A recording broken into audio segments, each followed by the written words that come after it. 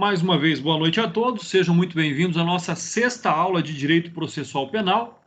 Hoje, então, nós veremos aí 7 artigos, do artigo 62 ao artigo 69 do Código de Processo Penal.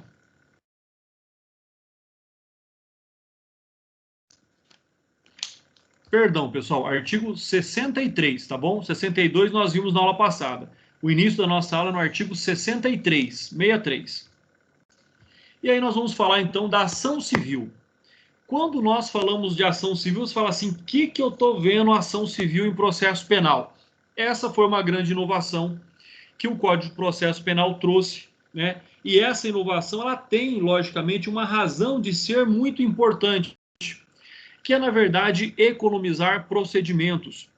Quando nós, então, analisamos aí a ação civil ex delicto, na verdade, ela tem a conotação, logicamente, indenizatória. A partir do momento em que alguém comete um crime, esse crime pode resultar em um dano. Ou seja, se houver ali, então, o dano, nós teremos a necessidade da reparação do dano.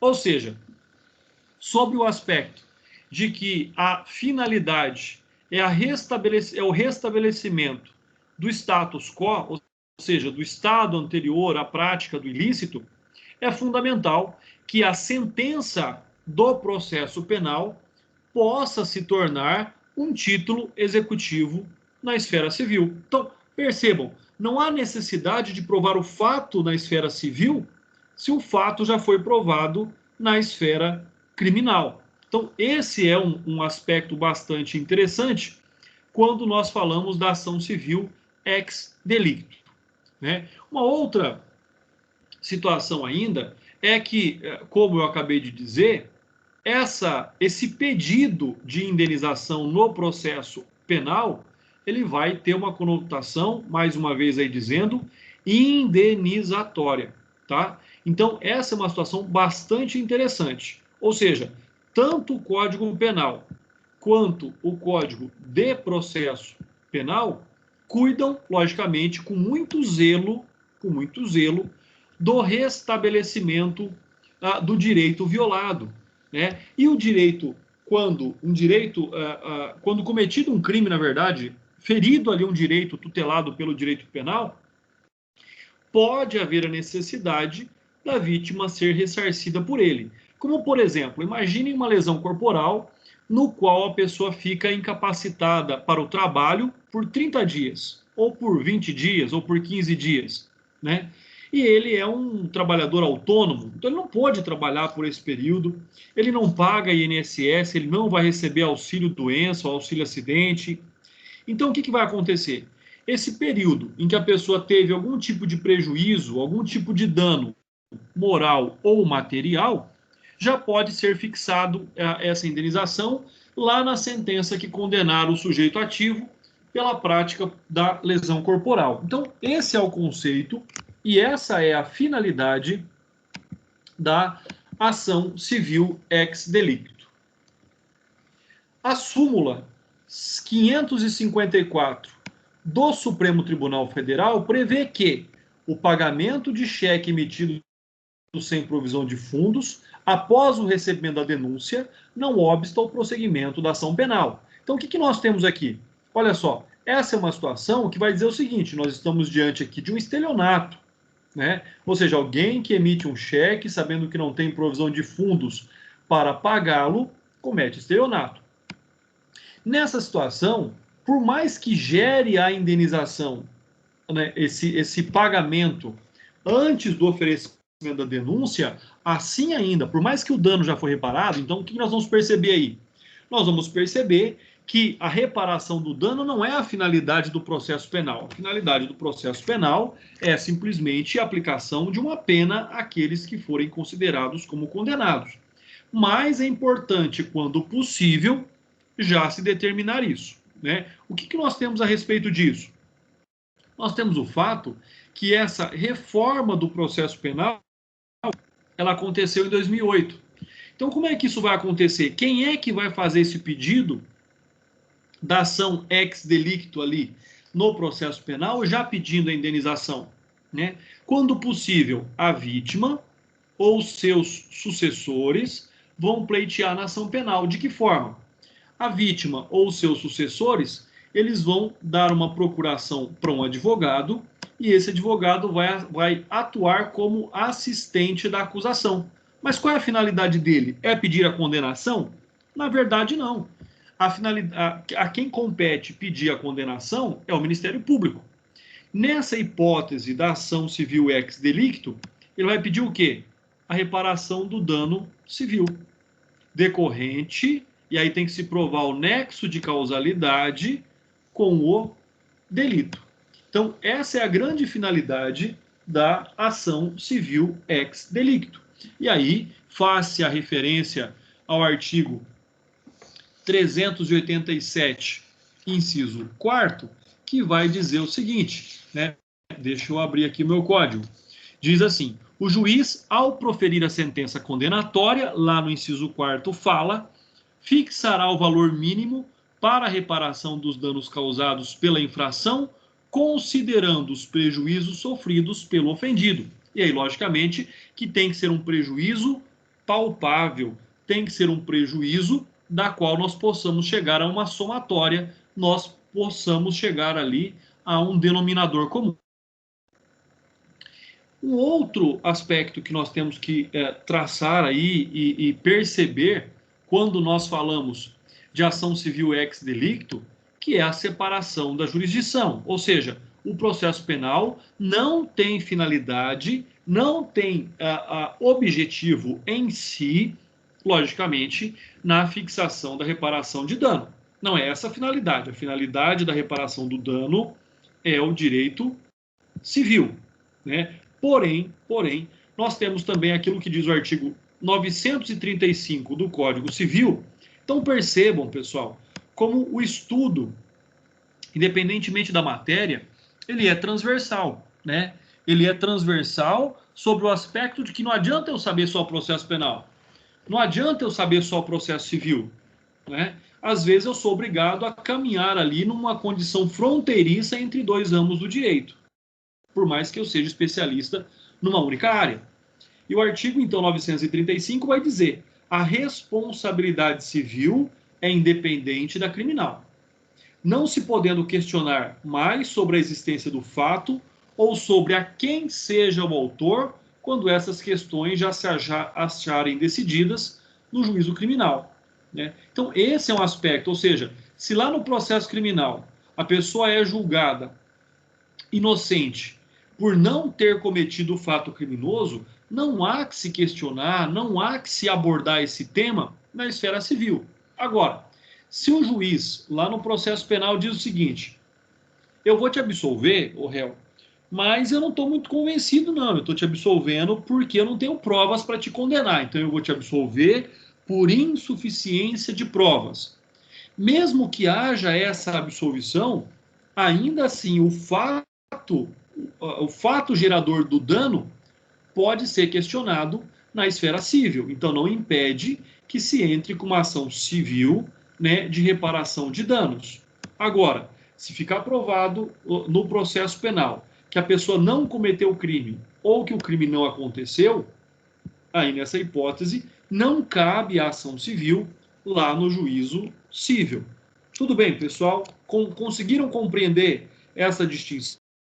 O processo penal tem finalidade de decidir sobre o mérito da causa, mas caso a pessoa reste comprovadamente condenada pela prática do crime e evidentemente exista ali um dano a ser reparado que tenha sido requerido pelo assistente da acusação, ou seja, pelo advogado constituído pela vítima ou pelos seus sucessores, que tenha pedido, que tenha demonstrado esse valor no processo, o juiz também pode, né, conforme nós vimos lá no artigo 397, inciso 4º, fixar um valor mínimo de reparação.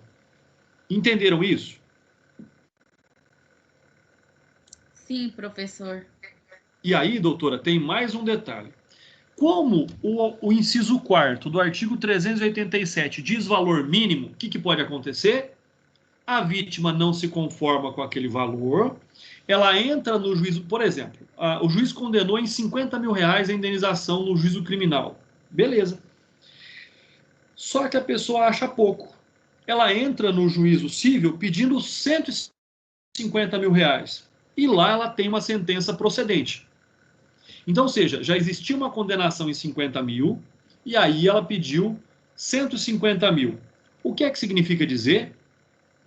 Que, na verdade, só foi reconhecido no juízo civil 100 mil, porque 50 mil ela já tinha direito. Então, ele não vai ter que pagar os 50 mil da decisão do processo penal, mais 150 mil do processo civil. Ela vai pagar 150 mil, não 200 mil, porque o pedido dela é 150. Então, é os 50 do processo criminal, mais 100 mil do processo civil. Então, aquele valor que for pago a título ali de condenação mínima indenizatória no processo criminal, ele é descontado de uma eventual condenação em reparação de danos no juízo civil, quando o fato for o mesmo. Então, isso é importante dizer também. Esse valor ele é descontado, não é somado com uma futura indenização civil pelo mesmo fato, né? Logicamente que ele tem que ser pago. Então, eu pago 50 e desconta da condenação no juízo civil. Aqui a mesma situação. Bom, Professor, o que é que diz? Oi. No caso aí, essas duas ações são autônomas, né? São sim. Ah, tá. Aí, no caso, no penal também tem a condenação da reparação em valores, indenização? Pode ter se for requerido. Se não for requerido, o juiz não vai falar sobre isso, entendeu? Ah, que eu imaginei que isso seria requerido só no civil. Não, pode ser requerido já na ação penal. E é interessante por quê? Porque quando você requer na ação penal, no processo penal, o fato já está demonstrado. Não precisa provar mais nada no processo civil. Essa sentença do processo criminal, ela é um título executivo no juízo civil. Você só vai executar o valor, porque este valor já é líquido e certo, entendeu?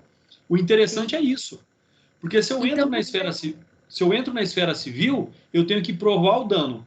Aqui o dano já está provado. É um título executivo judicial. Então é mais fácil, então, já aproveitar na penal já, então, e pedir. Exatamente. É o que deve ser feito. Para quê? Porque você evita o processo de conhecimento no juízo no direito civil. Ah, certo, muito interessante. Não Essa sabia. parte é bem bacana, assim. E aí, o artigo 63 fala assim: transitada em julgado a sentença condenatória, poderão promover-lhe a execução. Olha só, é o que eu estou dizendo. Ele é um título executivo.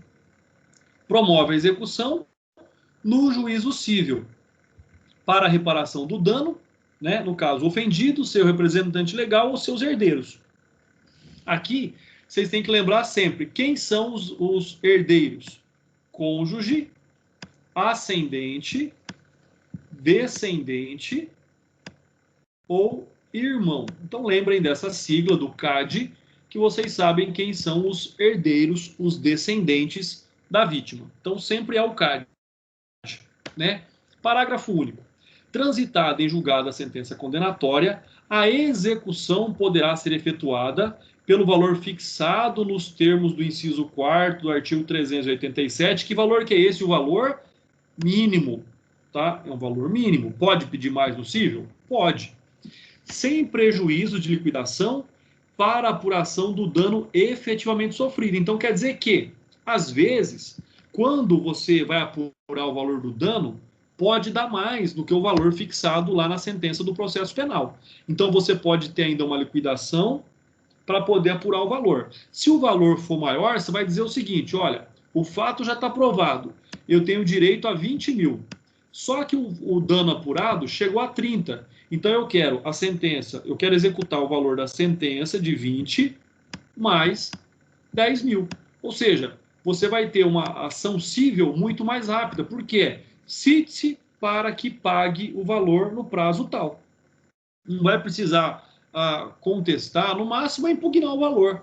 Mas aqui é um processo civil de trâmite muito mais rápido do que se você entrar com uma ação civil, para provar que você sofreu dano, para provar o nexo de causalidade entre a conduta do autor do fato e o dano. Então, é uma ação muito mais rápida quando você executa a decisão penal condenatória que já fixou o valor mínimo de indenização, do que você entrar com uma ação dessa natureza. Sentença condenatória como título executivo, acabei de explicar isso para vocês. Vamos só ver o que fala aqui a jurisprudência do STJ. É uma ação indenização que versa sobre o pagamento de indenização por danos morais e materiais em decorrência de um acidente de trânsito. O que é um acidente de trânsito? Um ilícito, né? O termo inicial a qual para o ajuizamento da ação ex delicto, com o objetivo de reparação do dano, somente começa a fluir com o trânsito em julgado da ação penal. Então, eu já sei que esse acidente de trânsito aconteceu em razão de um crime. Vamos aqui tentar adivinhar? Eu não li o processo, mas vamos supor que o acidente aconteceu porque a pessoa estava dirigindo embriagada. Então, aqui, o que diz aí é a jurisprudência do STJ, em que a sentença condenatória, quando fixar o valor mínimo de indenização, se torna um título executivo judicial. Reparação de dano. Todo mundo sabe o que significa. Com certeza vocês já aprenderam isso em direito civil, mas é importante relembrar. É o seguinte, né? Aquele que causa o dano a alguém fica obrigado a reparar. Salvo engano, artigo 186, né? Ou 196, uma coisa assim. Então, reparação de dano nada mais é isso. Ou seja, é aquela questão da apuração de um valor, do quanto, né, debitor, ou seja, a quantia adequada à satisfação do dano sofrido pela vítima. Vocês podem ter certeza, a vítima fica muito mais satisfeita em ter o seu dano satisfeito, recomposto, do que simplesmente pela condenação do agressor, né? No caso ali da jurisprudência, um acidente de trânsito. É muito mais interessante a pessoa ter o dano dela recomposto, ressarcido, do que simplesmente a pessoa ser condenada a pagar a cesta básica, né? Que não vai criar nenhum ali benefício para ela concreto. Então, esse é um fato bastante interessante. Então, o que nós temos? Nós temos uma autorização do juízo penal a proceder sempre que possível, né, havendo provas dos autos, a condenação também pelo prejuízo sofrido na esfera civil. Lembrando que essa mudança aconteceu em 2008. Tá? Essa é a data aí da qual possibilitou a ação civil ex delicto. Artigo 64. Sem prejuízo do disposto no artigo anterior, a ação para ressarcimento do dano poderá ser proposta no juízo civil contra o autor do crime, se for o caso, contra o responsável civil. Não tem nenhum problema. Ah, André, eu quero também entrar com ação civil. Pode entrar, não tem problema nenhum. O problema está aqui. Olha só o parágrafo único. Intentada a ação penal, o juiz da ação civil poderá, pessoal, o grande problema da lei está aqui, poderá suspender o curso desta até o julgamento definitivo daquela. Aquela qual? A criminal. Então, ou seja, e aqui eu vou dar um exemplo concreto para vocês. O meu cliente, lá na cidade de Votuporanga, transitava com a sua caminhonete, passou em frente a um bailão, dois senhores que estavam embriagados entraram na faixa de rolamento, ali não tinha faixa de pedestre e foram atropelados pelo meu cliente. Não tem exame toxicológico dizendo que o meu cliente estava embriagado. A perícia do local não constatou a velocidade excessiva do meu cliente, mas, logicamente, duas pessoas morreram. O que acontece? O processo criminal ainda não terminou, né? O processo criminal não tem trânsito em julgado, e o meu cliente deve ter contra si, pelo menos, umas 5 ações cíveis já em fase de execução, né? A filha entrou com a execução porque o pai morreu, a esposa entrou com a execução porque o marido morreu, a mãe entrou com uma execução porque o filho morreu. Então, ou seja, olha como isso é complicado. O que eu alego nessa ação? A culpa exclusiva das vítimas. Ou seja, o meu cliente é a vítima, eu alego. Por quê? Imagina que alguém pula na frente do teu carro. Que culpa você tem disso? Se você não estava correndo, se você não estava embriagado. Então, vamos supor que o meu cliente ele vai ser absolvido por lá em grau de recurso, talvez, por não ter cometido crime nenhum. O que vai acontecer com essas ações cíveis que já estão em fase de execução? Porque o juiz não quis suspender o processo cível até o julgamento da ação penal. Olha que problema que isso gerou.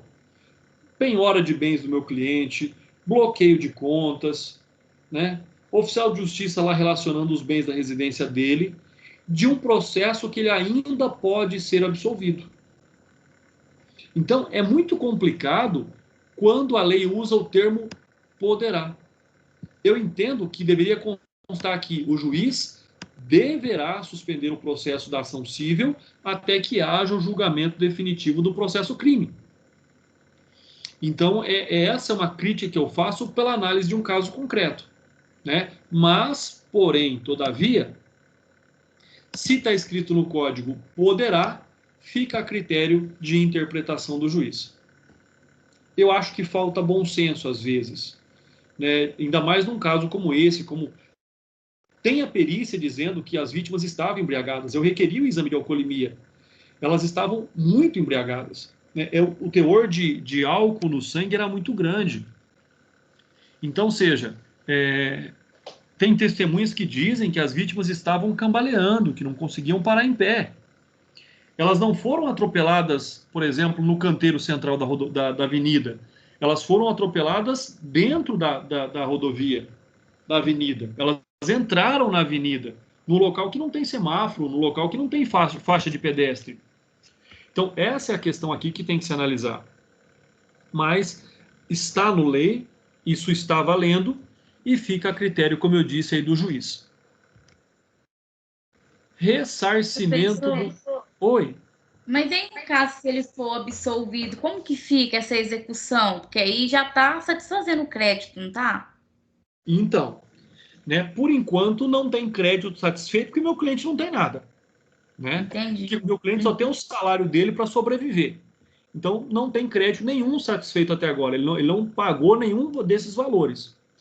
Depois, aí eu vou pegar o meu sócio, que é o especialista no processo civil, e vou dizer, olha, tá aqui, eu absolvi ele, agora você propõe as medidas cíveis cabíveis para anular essas execuções.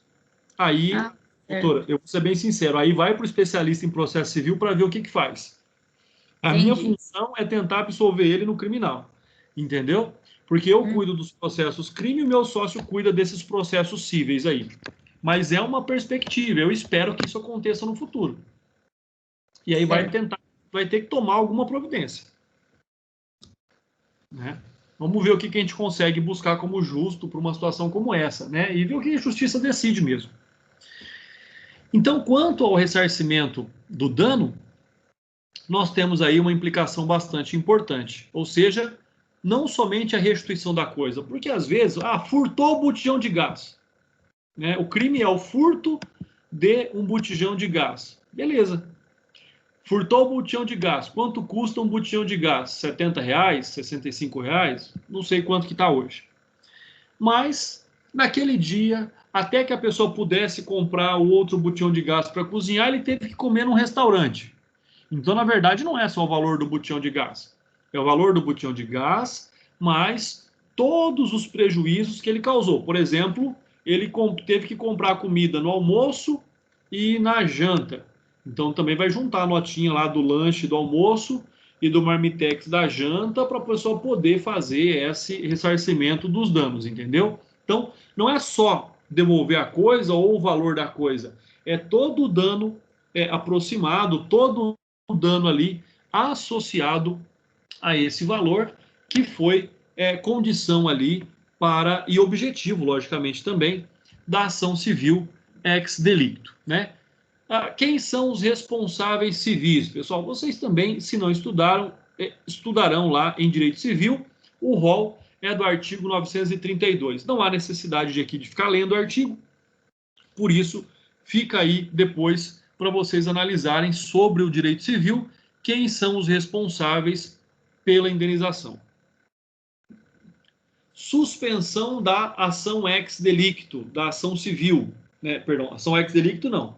Tem o processo crime correndo, a pessoa vai lá e entra no direito no foro civil com uma ação civil e o juiz então pode suspender essa ação. E aí fica aquela crítica que eu disse para vocês. Tanto é que a doutrina aí do Dr. Guilherme Nutti diz que o melhor é aguardar o deslinde da ação penal para então julgar a civil. Até porque, se esta for improcedente, quando a justiça penal negar a existência do fato ou quem seja o autor, vai ficar uma situação muito difícil aquela execução civil, que é o caso que nós já comentamos também. Artigo 65. Faz coisa julgada no cível a sentença penal que reconhecer ter sido o ato praticado em estado de necessidade, em legítima defesa, em estrito cumprimento do dever legal ou no exercício regular do direito. Ou seja, o que é que diz lá o artigo 23 do Código Penal? Não há crime. Então, se não há crime, não há responsabilidade de indenização. Artigo 66.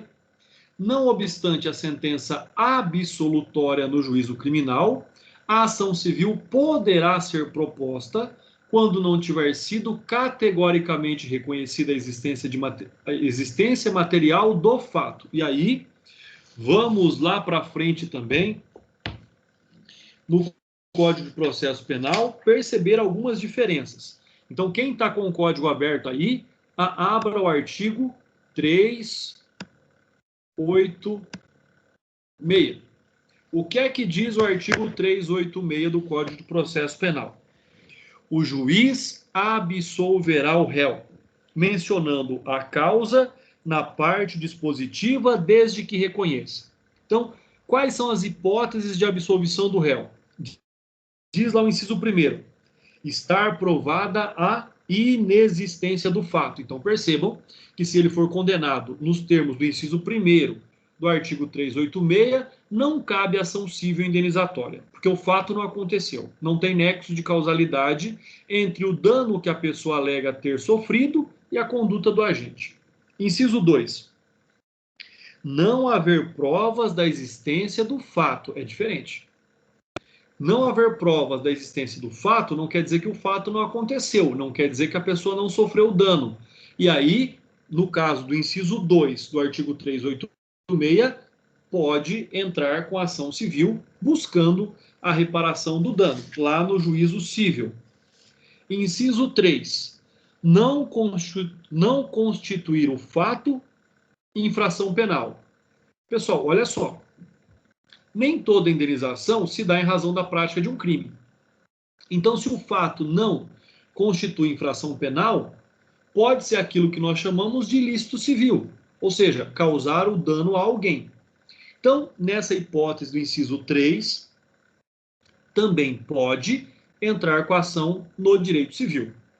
Inciso 4. Não existir... Não, 4. Estar provado, olha só, inciso 4. Estar provado que o réu não concorreu para a infração penal. No inciso 4, também não cabe indenização no direito civil. Acompanhe o Código de Processo Penal comigo. Inciso 5º. Não existir prova de ter o réu concorrido para a infração penal. O que o juiz está falando aqui? Qual o princípio que o juiz está utilizando? Indúbio pro réu. Ou seja, eu não estou dizendo que você não fez. Eu estou dizendo que o promotor de justiça, na condição de Ministério Público, não conseguiu provar que você fez. O que também não impede a ingressar com uma ação civil buscando a reparação do dano. Inciso 6. Existirem circunstâncias que excluam o crime ou isentem o réu de pena. E aí nós temos lá a relação do artigo 23 do Código Penal. Então, com relação sobre a hipótese das causas excludentes de ilicitude, não pode propor ação civil. Quanto às demais causas ali relacionadas no inciso 6, pode entrar com ação civil. Inciso 7, não existir prova suficiente para condenação, ou seja, quer dizer também que ele pode ter praticado o fato. E aí, então, por mais que ele tenha sido absolvido, em todas essas hipóteses, esta também do inciso 7 autoriza entrar com ação civil para receber algum tipo lá de indenização. Por isso que às vezes a pessoa ela é absolvida, e eu estava falando isso agora com os alunos lá do 10º semestre, quando nós falávamos do recurso de apelação. Então, ou seja, o meu cliente foi absolvido. Eu vou recorrer? Às vezes eu vou. Eu vou recorrer, por exemplo, não porque eu discordo da absolvição, mas eu não quero que ele seja absolvido de acordo com o artigo 7º.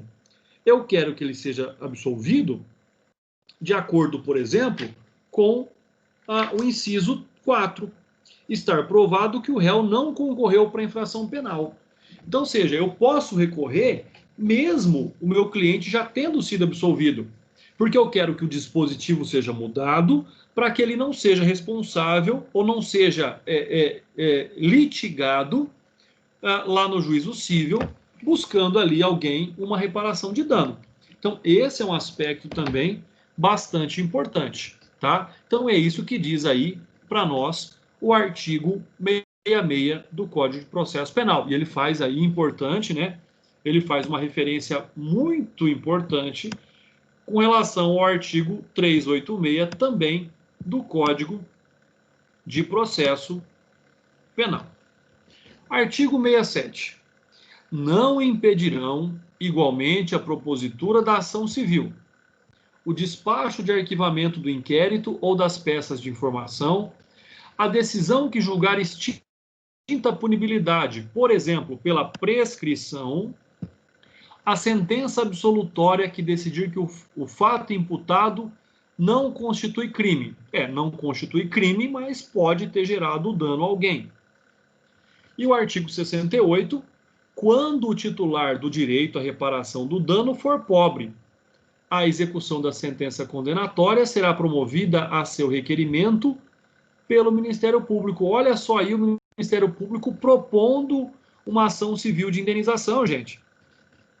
O Ministério Público propondo uma ação civil buscando a reparação de um dano causado pela prática de um crime, né, para tutelar o direito de quem? Do pobre. Então, esse é um aspecto bastante importante também desta ação ex delicto. Aí você fala assim, bom, mas se o pobre, por exemplo, pega lá essa sentença condenatória, esse título executivo judicial e procura a Defensoria Pública, sem problema também. Não tem nenhum impedimento com relação a isso.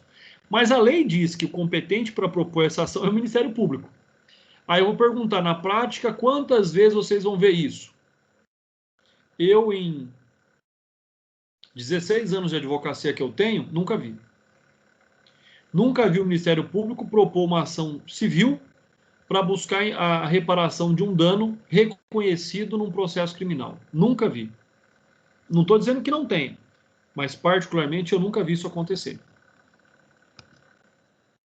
Qual é o conceito de pobreza, né?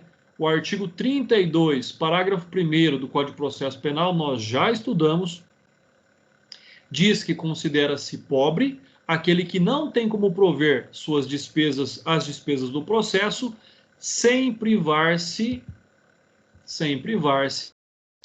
dos recursos indispensáveis à sua manutenção ou da sua família. Quer dizer que a pessoa tem que vender o carro para pagar as despesas do processo, gente? Não. Tá? Não ter recursos é não ter meios financeiros disponíveis para pagar as despesas do processo. André, mas eu sei também que existe lá, conforme disposto no Código de Processo Civil, o direito à assistência judiciária gratuita. Exatamente. O Estado também é obrigado a fornecer advogado, acesso à justiça, àqueles que não tiverem condição de contratar advogado. Uma outra situação que, de acordo com o juizado especial cível, nas causas de até 20 salários mínimos, não precisa-se de advogado para propor ação, né? É no JIC.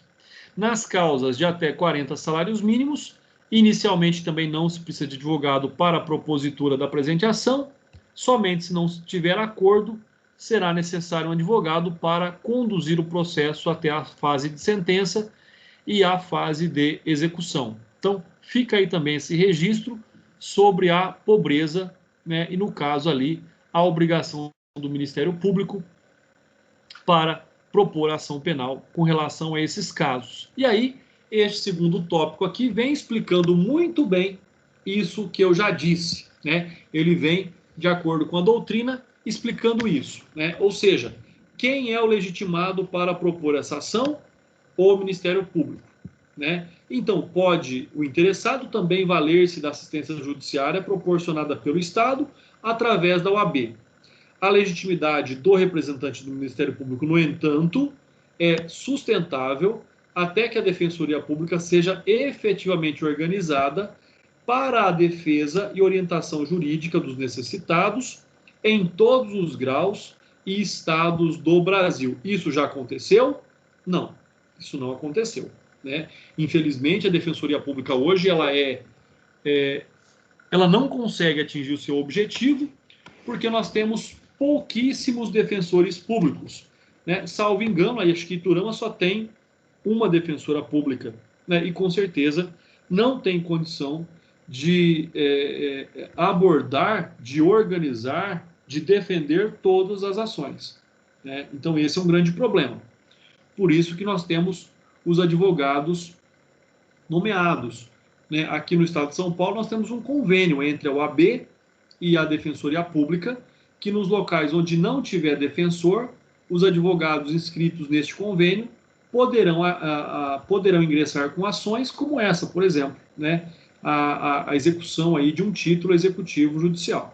Então, essa é uma outra ressalva que eu faço também sobre esse assunto.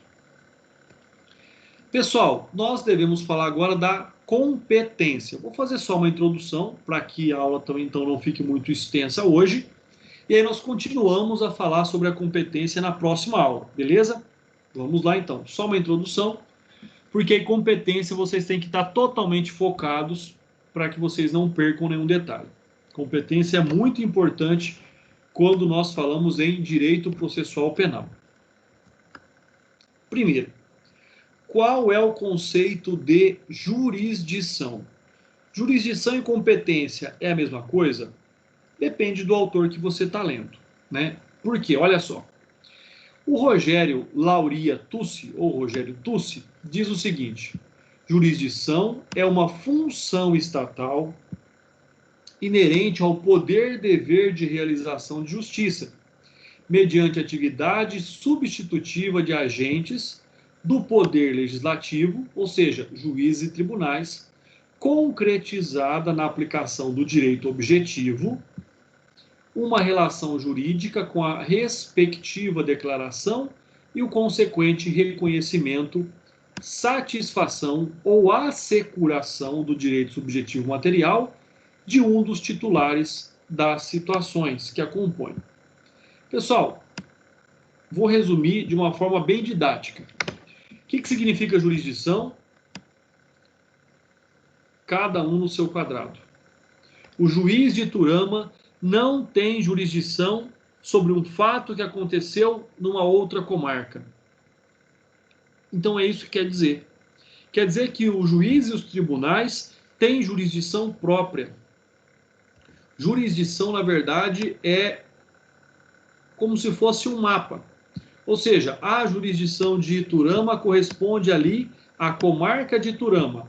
A comarca de Iturama tem uma circunscrição, né, com relação à comarca, que engloba, por exemplo, 3 municípios, eu não sei, né, 2 distritos. Então, tudo que acontecer dentro desses municípios e distritos compete à jurisdição de Iturama, né? Em fóruns que só tem um juiz, aí é uma jurisdição única.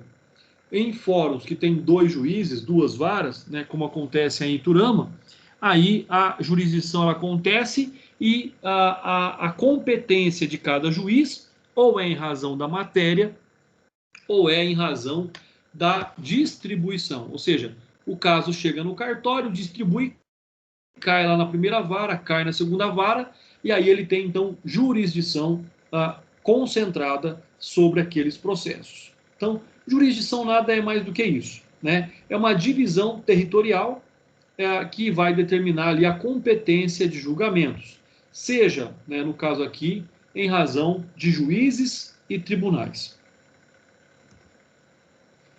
Quais são os princípios regentes da jurisdição? O primeiro princípio regente da jurisdição é que ela é inderrogável. Ou seja, as partes, mesmo que entrem em acordo, não podem subtrair ao juízo natural o conhecimento de determinada causa na esfera criminal. Por que que está claro aí? Por que que está explícito esfera criminal? Alguém saberia me dizer?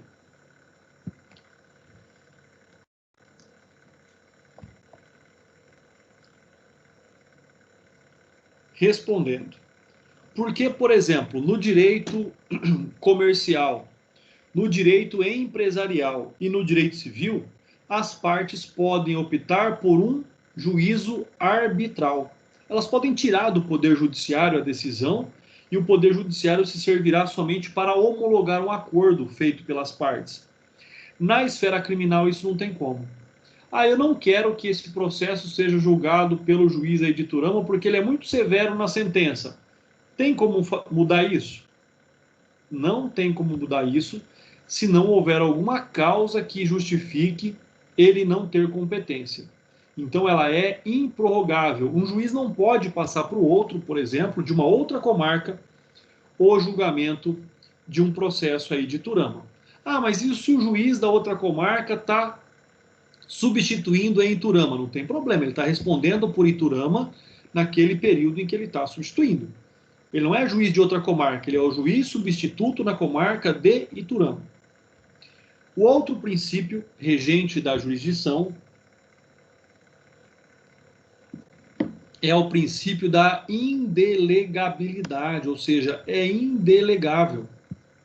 Ou seja, o juiz não pode transmitir o processo jurisdicional a quem não o possui, né? Então, seja, esse é um fato bastante importante. Ou seja, quem é que possui? Somente o juiz lotado ou substituto naquela jurisdição, né? E, por fim, a jurisdição ela é una. A jurisdição é una. O que significa isso? O que significa dizer que a jurisdição é una? A jurisdição ela é única, pertence ao poder judiciário, não pertence às pessoas. Ela pertence à estrutura do poder judiciário nos termos da Constituição Federal, diferenciando-se apenas no tocante à aplicação do grau de especialização. Aí é diferente, né? Podendo ser civil ou federal, podendo ser civil, no caso, federal ou estadual. Então, por exemplo, o crime ele é de competência federal. Então, ele não pode ser julgado pelo juiz de Iturama. Mas ele pode, por exemplo, absorver a competência do juízo federal se não tiver justiça federal na comarca. Até pode, no passado era assim que acontecia, né? Mas tendo, logicamente, que a competência especial da Justiça Federal, por exemplo, em crimes de tráfico, vai para ela. Se não tem crime de moeda falsa, por exemplo, também, crimes ambientais, tudo é competência da Justiça Federal. Mas se não tem Justiça Federal na comarca, aí, por exclusão, a Justiça Estadual pode julgar aquele caso, né? Agora, nós não temos, por exemplo, essa transmissão no caso da Justiça Militar. Aí não. Aí só o juízo militar pode julgar, só o juiz eleitoral pode julgar, porque aí é em razão da matéria, não é em razão da competência, tá? Em razão da jurisdição, em razão da matéria. No caso militar, eleitoral ou trabalhista. Mas no passado eu já ouvi dizer que a justiça comum julgava ações trabalhistas. É verdade. Lá no passado, onde as varas do trabalho eram concentradas só nas capitais, mas muito lá atrás, né?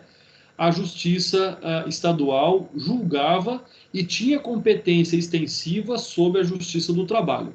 Isso é verdade, assim como eleitoral também, né? Então, no passado, isso já aconteceu. Se alguém te falar que aconteceu, é verdade. Eu lembro que quando eu fiz a homologação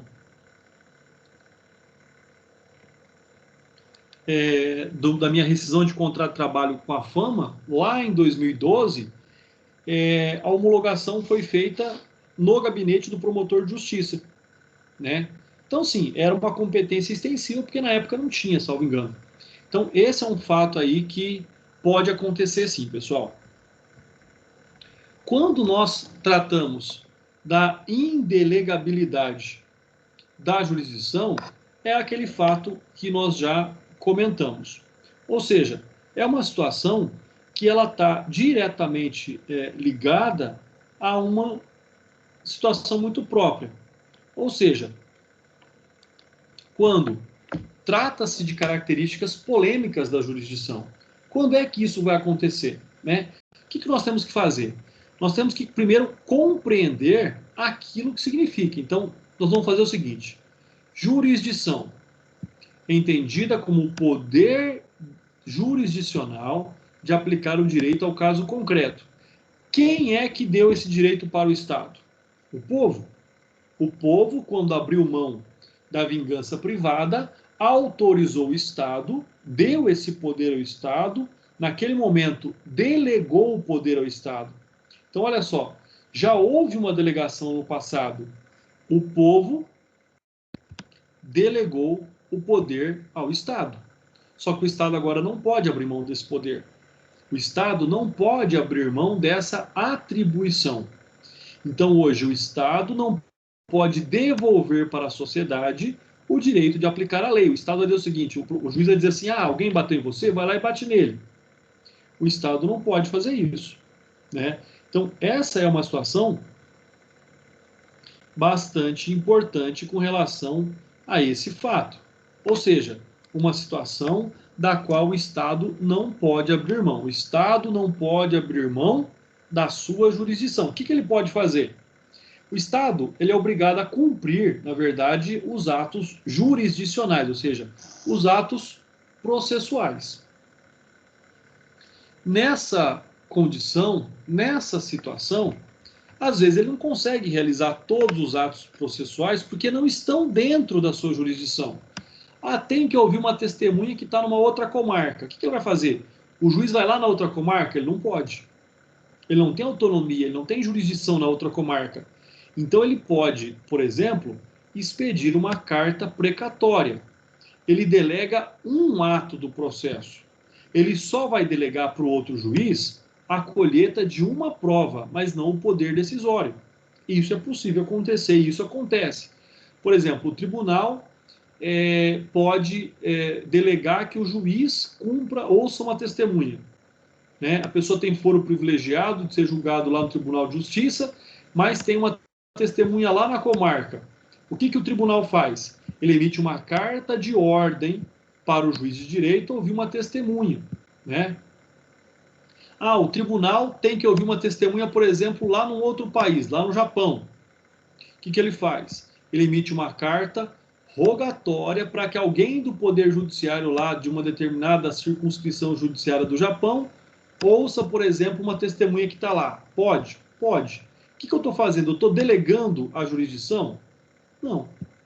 Né? Isso não é delegar a jurisdição. Ele pode, na verdade, nessa situação, delegar somente uma competência relativa.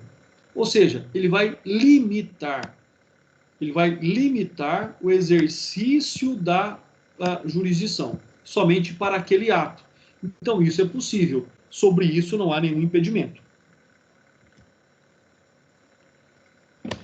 Qual é o conceito, então, de ser competente? Né? O que é competência? É a pessoa estar apto a desempenhar a sua função. Isso é ser competente. No caso do juiz competente, ele é competente quando? Quando ele atua dentro da sua jurisdição e, logicamente, julga a matéria que ele está autorizado a julgar. Né? O Supremo Tribunal Federal, por exemplo, ele tem competência em todo o país, correto? Correto. Mas ele tem competência sobre toda a matéria? Não, ele não tem. Por que ele não tem? Porque a ele é limitada a análise de questões constitucionais. Ou seja, não pode lá o ministro do STF, por exemplo, o Celso de Mello, não, o Celso de Mello está afastado por licença saúde essa semana. Não pode, por exemplo, o ministro Fux homologar uma separação consensual de um casal proveniente de qualquer parte do país. Não é competência do STF. É competência de quem? Do juiz da comarca onde esse casal mora. Do juiz competente pela jurisdição deste casal. Então, ou seja, essa é uma questão bastante importante. Agora, qual que é a competência do STF, por exemplo? Julgar qualquer habeas corpus, né, que chegue até lá, é lógico, de qualquer cidadão que more dentro do território brasileiro. Então, percebam, essa competência, ela é também limitada, né? E aí, mais uma vez, vocês vão sempre lembrar disso. Cada um no seu quadrado. Um não pode adentrar, não pode usurpar a competência do outro. Pessoal, até aqui, tudo bem? Tem alguma dúvida? Então, vamos lá. Competência absoluta e relativa. Primeiro, o que é uma competência absoluta? Competência absoluta é aquela hipótese de fixação de competência que não admite prorrogação, ou seja, ninguém pode praticar o ato senão aquele agente público. Ou seja, o processo só poderá ser julgado por aquele que nós conhecemos como juiz natural, o juiz da causa.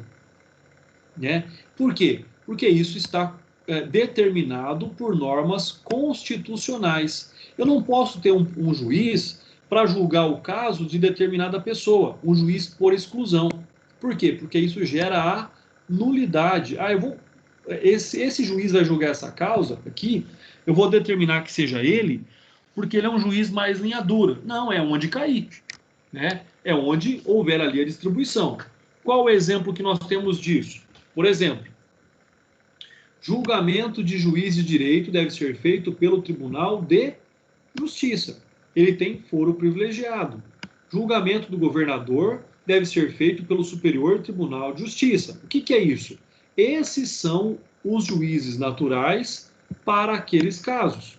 Então, se o governador comete um crime no exercício da função, ele vai ser julgado pelo STJ. Se um juiz de direito comete um crime, ele vai ser julgado por quem?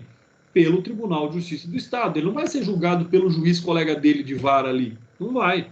Né? Então, na verdade, em razão do foro privilegiado, nós temos uma competência absoluta. Bom, vamos para a segunda hipótese. No caso aqui da competência relativa. O que significa competência relativa? É aquela que pode até ser cumprida por outra pessoa. Exemplo, né? Ao invés de propor o processo em uma comarca, entra-se com o processo crime em outra. Quem fez isso? A vítima, por meio do seu advogado, que apresentou a queixa-crime na comarca vizinha. Mas por que ele entrou na comarca vizinha? Porque o crime aconteceu lá na divisa da comarca. O crime aconteceu aqui. Só que o cara caiu morto desse lado. Por exemplo, não vamos pensar diferente. Aí não dá porque a ação penal. Mas dá, vamos lá. Vamos pensar nessa hipótese que é interessante. O crime acontece aqui, na divisa. O cara cai morto para o outro lado. Aí a investigação é toda nessa comarca. Por quê? Porque o crime aconteceu aqui a polícia chegou primeiro, começou a investigar. Só que aí, quando o delegado remeteu esse processo para o promotor dessa comarca, ele falou, não pode, porque de acordo com o artigo 70, a competência ela existe quando o crime se consuma, não onde o crime é praticado. E o crime se consumou aonde? Onde o cara caiu morto. Aí o processo ele é mandado dessa comarca para a comarca vizinha. Isso significa o quê? Que nós estamos diante de uma competência relativa. Se esse tivesse aceitado, quando o delegado encaminhou lá o relatório para o promotor, ele falou, não, a competência é minha mesmo, beleza. O processo tinha ficado ali, sem problema nenhum. Como ele remeteu, informou o juiz e remeteu o processo para a comarca vizinha, e eles também aceitaram o julgamento dessa ação, não tem problema. Aí você vai dizer o seguinte para mim, André, e se não aceitar? Aí o processo sobe e o tribunal vai decidir de quem é a competência. Nos termos do artigo 70, a competência é no local onde o crime se consuma. Tá? Então, é o que nós veremos mais adiante com relação ao nosso estudo também. Né? Com relação aí à competência. Então, com relação ao conceito do que diz a doutrina, competência relativa é a hipótese de fixação de competência que admite prorrogação, ou seja, não invocada a tempo, invocada a tempo, a incompetência do foro, reputa-se competente o juízo que conduz o feito. Se ele aceitar julgar aquele fato, beleza, se ninguém questionar, não tem problema nenhum e não vai causar nenhum prejuízo relativo a esse fato. Tá? Então, isso é a diferença que nós temos entre competência absoluta, que não pode ser prorrogada a ninguém, e a competência relativa, que até pode ser prorrogada a outro órgão jurisdicional. Artigo 69 do Código de Processo Penal. Diz o seguinte: determinará a competência jurisdicional o lugar da infração, o domicílio ou a residência do réu, a natureza da infração, a distribuição, a conexão e a continência, a prevenção e a prerrogativa de função. E aí, para a alegria de todos, eu vou encerrar a nossa aula aqui hoje. Na próxima semana, nós continuamos no artigo 69. Pessoal, se não houver objeção de vocês, né, eu estou aqui à disposição, mas se vocês não tiverem nenhum problema, nós encerramos a nossa aula um pouquinho mais cedo hoje, e a semana que vem nós continuamos no artigo 69. Caso alguém aí tenha alguma dúvida, eu estou aqui à disposição de vocês para auxiliá-los com relação a qualquer tipo de dúvida, tá bom? Ok, professor. Boa noite. Obrigada. Boa noite. Uma boa noite a todos.